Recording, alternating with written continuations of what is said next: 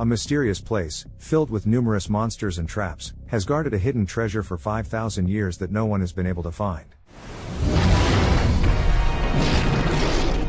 Since the young man left the ancient city of Jingju, his life has never been the same. For a whole month now, he's been having the same dream. In it, he sees the same place and the same sequence of events. The same girl appears to him. He follows her, and when they reach another tree, they approach each other. But suddenly, lightning strikes her shoulder, leaving a tattoo in the shape of an eye. Her mask falls off, and he sees that it's Shirley. She screams and begs for his help, but he can't do anything. She is engulfed by a viscous liquid, sinking deeper and deeper. Ba Yi wakes up abruptly from his dream, breathing heavily and looking around. Two young men enter a house accompanied by others. Inside, surrounded by people, their friend waits eagerly. They introduce themselves to Mr. Zhou, who invites them to sit and calls for Ling Long. A girl emerges from the adjacent room carrying an old pair of slippers on a tray. Wang Kaixuan gazes at them, entranced, reaching out, but a stern look from the girl stops him.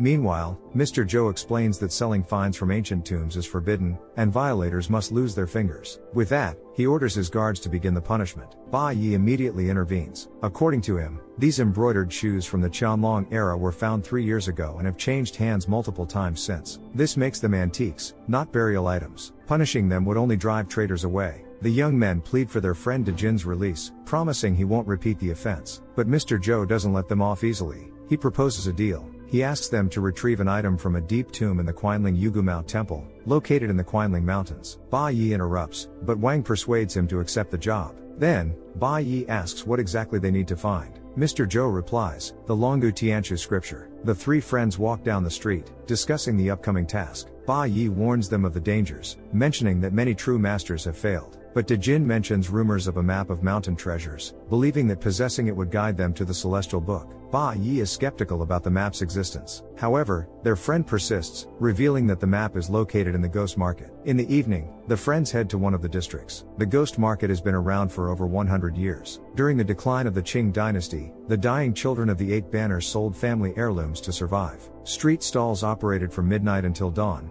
and over time, this market emerged. At midnight on the 7th day of each month, the ghostly stalls open when yin replaces yang, and it's rumored that someone can buy something there. The guys walk down a deserted dark street, but suddenly, right at midnight, lights start coming on in the houses. People come out onto the streets, and the place comes alive. A bit further, they enter one of the stalls, where they are greeted by a guy. He asks the reason for their visit, but unexpectedly, Ba Yi hears a female voice, and Shirley comes out to meet them. Upon learning why they've come, she agrees to give them the map, but only if they take her with them. The friends set off on their journey. They sail down the river on a small wooden boat, surrounded by low mountains on all sides. Wang sings a song at the bow of the ship. Shirley supports Dejin, who is clearly seasick. Meanwhile, a strange man, wrapped up in a jacket up to his eyes, silently observes everything. When the song ends, the people around ask for an encore. They really enjoyed the performance. At this time, the girl notices her compass acting strangely. The guy starts singing again, but the boat's owner interrupts him, asking not to make noise so as not to disturb the Iron Dragon King.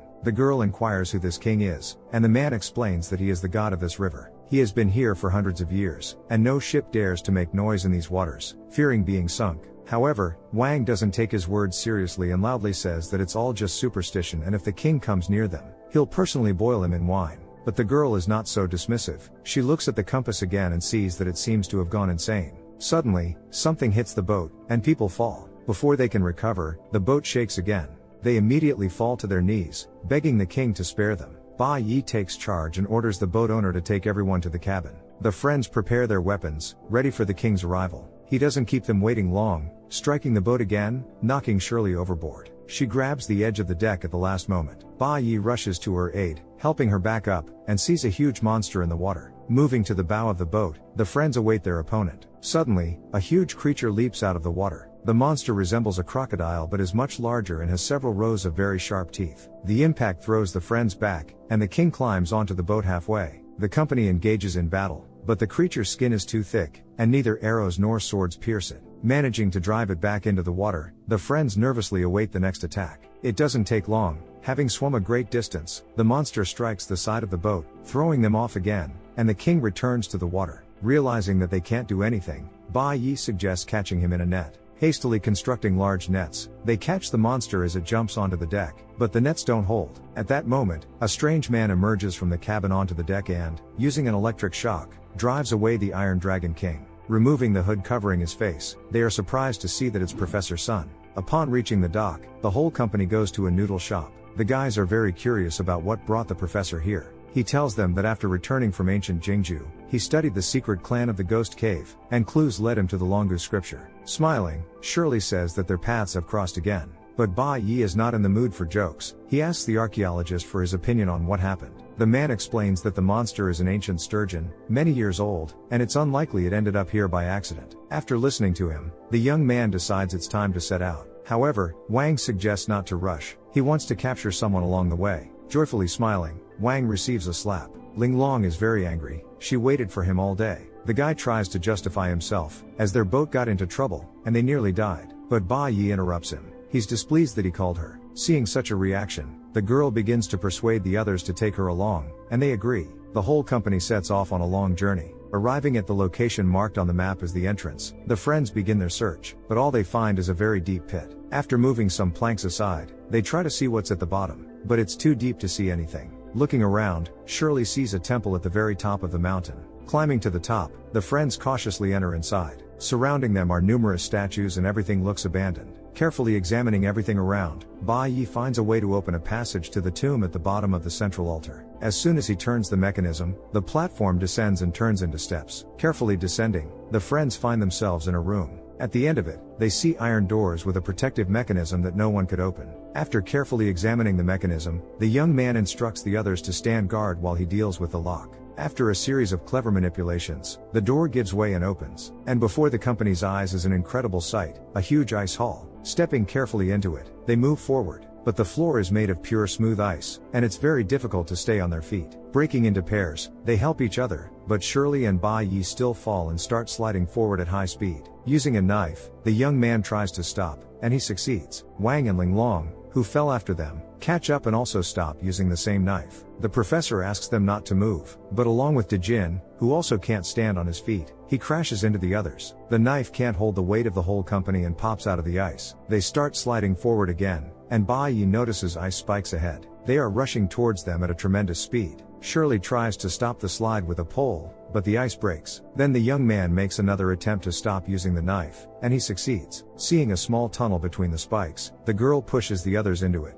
and they pass through successfully. But suddenly the ice cracks, the knife falls into the water, and the two of them are inexorably approaching the spikes. Making a final effort, Ba Yi pushes the girl into the tunnel, while he waits for his death. But she is not going to leave him, and at the last moment, grabbing him by the backpack with a pole, she pulls him into the passage. Their swift and uncontrollable descent continues. After a while, the tunnel abruptly ends, and the whole company falls down and finds themselves in some kind of cave. Looking around, they find a bone, which appears to be human. Vang, amused, decides to scare Ling Long, who, frightened, starts screaming. Her scream echoes throughout the cave, waking up the terrifying creatures and attracting their attention. Continuing to explore the area, the friends find a lantern belonging to one of the guys. Looking up, they see the same hatch they discovered earlier. Meanwhile, a pack of wolves is getting closer. Examining the area under the hatch, they find a sacrificial altar and realize that this is the real entrance to the tomb. But before they can open it, the wolves get too close. Realizing that they can't avoid a fight, the guys prepare to battle. They manage to fend off the wolves for a while, but the odds are against them. Ba Yi orders them to climb up to the hatch using the hanging vines, but they break. However, the boards also fall, creating a circle of light around the friends. The wolves immediately scatter, apparently afraid of the sunlight. Assessing the situation, one of the guys suggests using a makeshift ladder to climb up.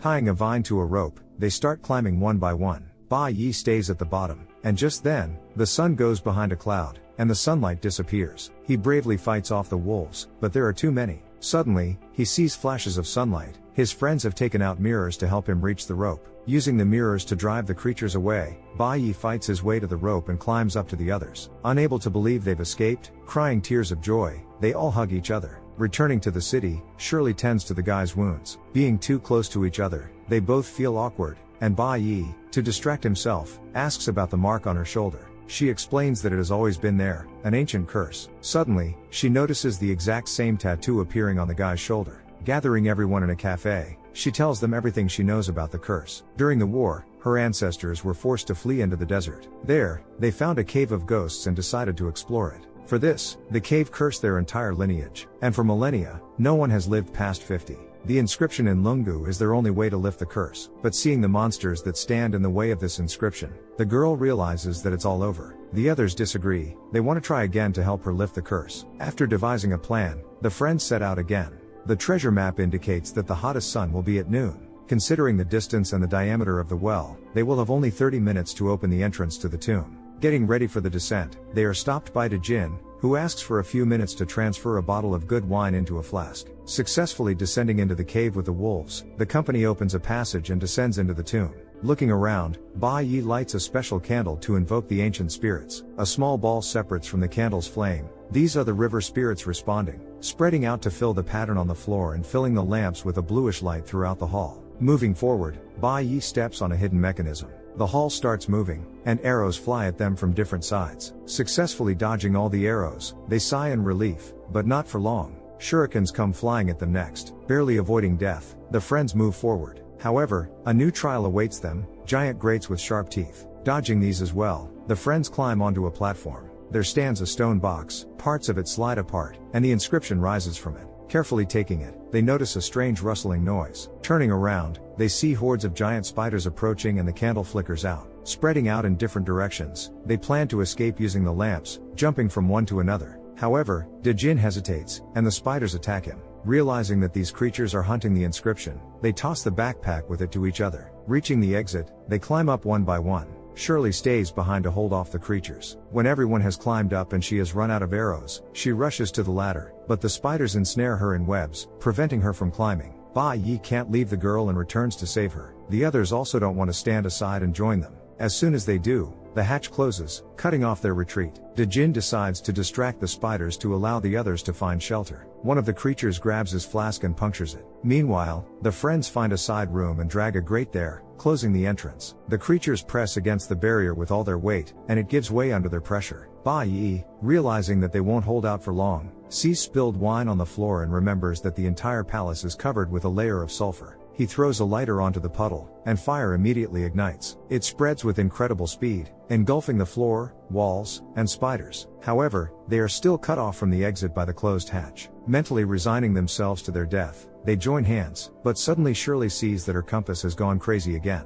Remembering that it behaved the same way when the Iron King was nearby, the wall behind them trembles from a blow. They realize that there is water behind it. Taking a piece of the column from the main hall, they use it as a battering ram. On the other side, a terrifying monster helps them. Together, they break through. Water rushes in uncontrollably, filling the space, and the friends grab onto the columns. The hall begins to collapse, and the water level rises. Ba Yi, diving underwater, sees that through the breach, spiders, rocks, and remnants of the tomb are being swept away at high speed. Returning to the others, he informs them that there is an underground current and on the count of 3, they dive. After waiting for everyone to swim through the passage, the guy, turning around, notices that the king is catching up to them. Dashing forward, at the limit of his abilities, he doesn't make it. But at the last moment, when the creature's jaws are almost closing on his legs, the passage collapses, burying the monster beneath it. The whole company is traveling by train. Ba Yi and Shirley sit in the compartment, and the girl can't sleep. She confesses to the guy that Mr. Yao was a close friend of her father. He always wanted to help and free her family from the curse. Dejin was intentionally given those shoes. It was a plan to lure Ba Yi himself. To the girl's surprise, the guy doesn't react at all. So, he tells her that he understood everything back at the ghostly market because coincidences are not random.